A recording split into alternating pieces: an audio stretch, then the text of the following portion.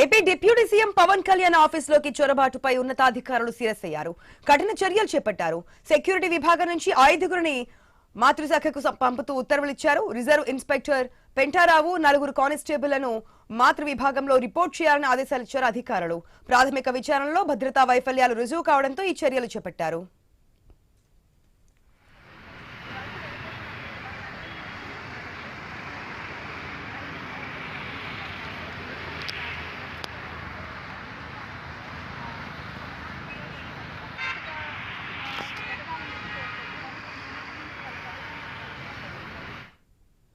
దీనికి సంబంధించిన సమాచారం మా ప్రతినిధి కాంతి ద్వారా తెలుసుకుందాం. కాంతి, ఏదైతే ఏపీ డిప్యూటీ సీఎం జనసేన అధినేత పవన్ కళ్యాణ్ ఆఫీసులోకి చొరబాటుకు సంబంధించిన అధికారులు సీరియస్ యాక్షన్ తీసుకున్నట్టు తెలుస్తోంది. సెక్యూరిటీ విభాగం నుంచి 5గురిని మాతృశాఖకు పంపుతూ ఉత్తర్వులు ఇచ్చినట్టుగా తెలుస్తోంది. డీటెయిల్స్ ఏంటి?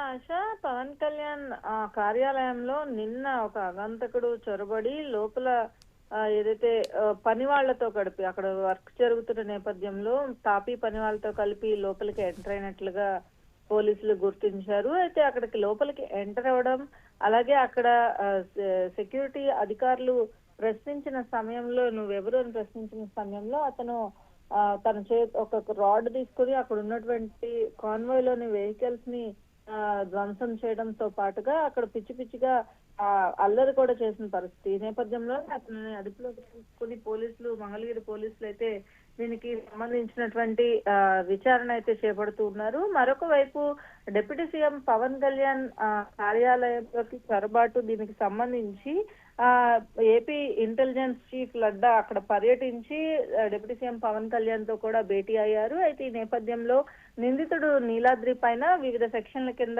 కేసు నమోదు చేయడం జరిగింది. అలాగే దాడికి పాల్పడిన నీలాద్రిని అరెస్ట్ చేసి ప్రశ్నిస్తున్నారు పోలీసులు. అయితే మరొక వైపు డిప్యూటీ సీఎం పవన్ కళ్యాణ్ కార్యాలయంలో డిప్యూటీ సీఎం లోపల ఆఫీస్ లో ఉండగానే ఇటువంటి ఇది జరగడం పట్ల ప్రభుత్వం అయితే సీరియస్ గా తీసుకుంది. అలాగే సెక్యూరిటీ విభాగం నుంచి 5గురిని మాతృశాఖకు పంపుతూ ఉత్తర్వులు అయితే జారీ చేయడం జరిగింది. రిజర్వ్ ఇన్స్పెక్టర్ గా ఉన్నటువంటి బి పెంటారావు మరో 4 కానిస్టేబుల్ను మాతృ విభాగంలో రిపోర్ట్ చేయాలని ఆదేశాలు జారీ చేయడం జరిగింది. ప్రాథమిక విచారణలో భద్రతా వైఫల్యాలు అనేవి రుజువు కావడంతోనే ఈ చర్యలు తీసుకున్నట్లుగా తెలుస్తా ఉంది. ఇక ఒక వ్యక్తి అంత ధైర్యంగా లోపలికి వచ్చి ఇక అటువంటి దాడి జరిగిన నేపథ్యంలో భద్రతకి సంబంధించినటువంటి అంశం పైన స్పెషల్ గా ఫోకస్ పెట్టింది ప్రభుత్వం అని చెప్పుకోవాలి.